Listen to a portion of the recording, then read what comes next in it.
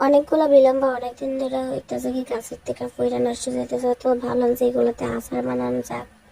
আচার বানানো তাই একটু কম নিছি।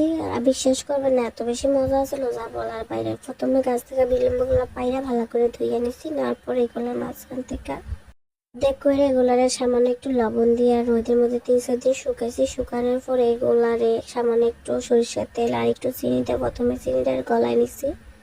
তারপরে এখানে আমি যে শুকনা বিলম্বাগুলো আছে ওইগুলা এখানে দিয়া দেবো।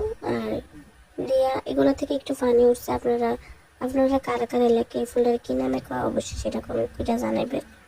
আর এই বিলম্বাটার আচারটা একটু ঝাল ঝাল করে বানাইলে অনেক বেশি মজা। আর এই বিলম্বার থেকে সামান্য একটু পানি উঠছিল, তো এখানে আমি অনেকগুলো মরিচ গুঁড়া আর সামান্য একটু লবণ দিয়ে নিয়েছি না। আর আপনাদের এলাকায় এই বিলম্বাটার কি নামে কয় এটা অবশ্যই কমেন্ট করে কইবেন। আর বিশেষ করবেন এই বিলম্বটা এত বেশি মজা ছিল, তো আমার কাছে তো অনেক বেশি ভালো লাগছে। আর আপনার কাছে আজকের এই ভিডিওটা কেমন লাগছে অবশ্যই কমেন্ট করে জানাবেন। আর কে কোথা থেকে দেখতেছেন অবশ্যই সেটা আমারে কমেন্ট করে কইবেন।